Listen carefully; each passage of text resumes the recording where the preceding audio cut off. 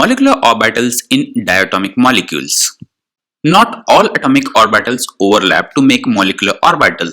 There are some of necessary conditions to follow by the atomic orbitals to overlap. If these conditions are not satisfied, overlap of atomic orbital is not possible. These main conditions for formation of molecular orbitals are approximately the same energy. Each atomic orbital is associated with some energy. If two overlapping atomic orbitals have different energies, like one is from 1s orbital and other is from 2s atomic orbitals, there is a huge energy difference. In this case, overlap is not possible. They need to have same energy, like 1s orbital of one atom overlaps with 1s orbital of other atom, as they have same energy. Secondly, matching symmetry. Symmetry, as we discussed in previous video, also known as Gerard or un-Gerard, is also important as the sign of overlapping atomic orbital is very important in formation of bonding or antibonding orbitals. If two atomic orbitals have same sign, they will form bonding orbitals, and if they have different signs of wave functions of atomic orbital, they will form antibonding molecular orbital. And third, positive overlap to form bonding orbital.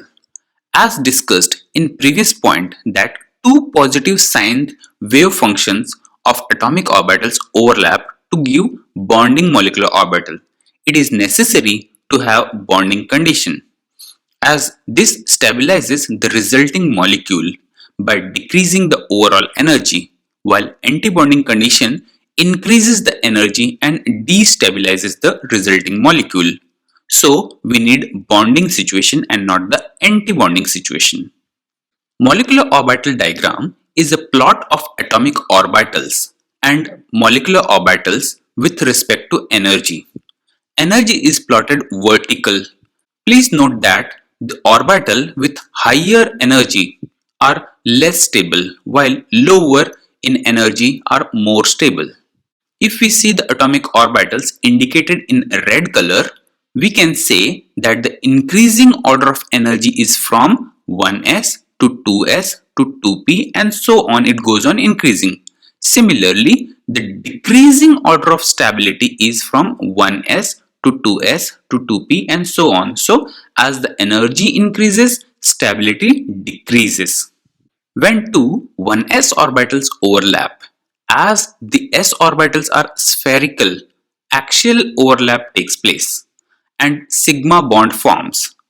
In this case, two molecular orbitals, one bonding and one antibonding molecular orbitals are formed. It can be seen from the diagram that the bonding orbitals are at lower level than the atomic orbital.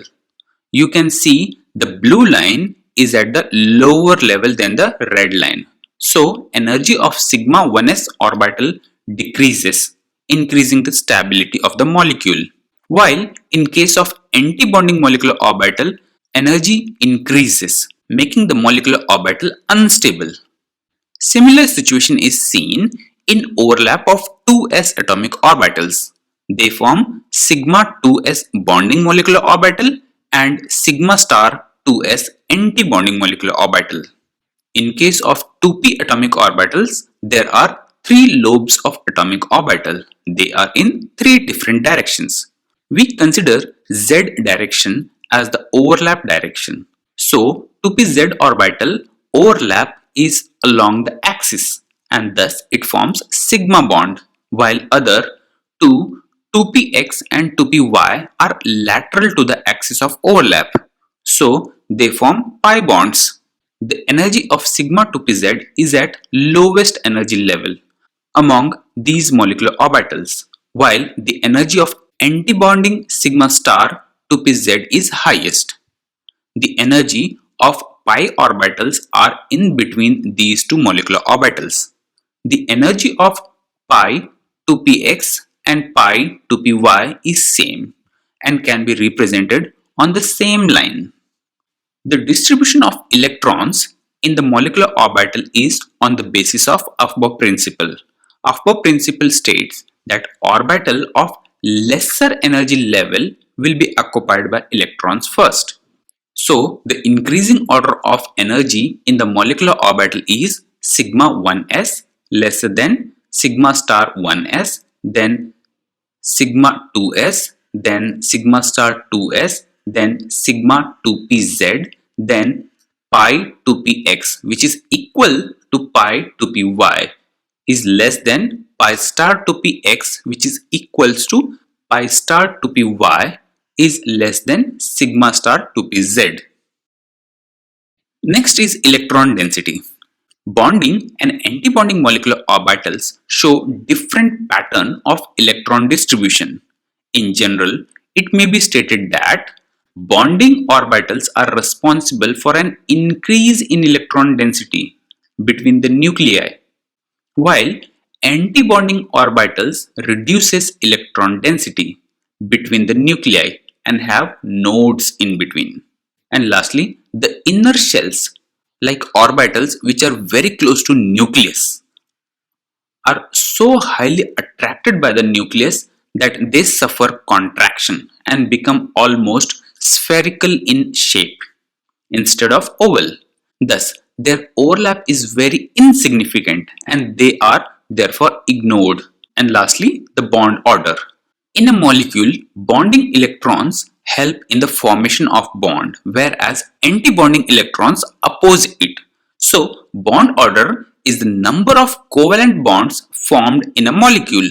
It is given by 1/2 of the difference between the number of electrons in bonding orbital and those in antibonding orbitals. So, bond order is number of electrons in bonding minus number of electrons in antibonding divided by 2. So if number of electrons in bonding is greater than number of electrons in antibonding, the molecule will be more stable. As the bond order is related to number of covalent bonds formed between two atoms in a diatomic molecule, it therefore gives the idea about the bond length and bond energy. So that was all about the formation of molecular orbitals. In next lecture, we will discuss some examples of diatomic molecules and try to make their molecular orbital diagrams. So if you like this video, please click on the like button and also subscribe to my channel. Thank you.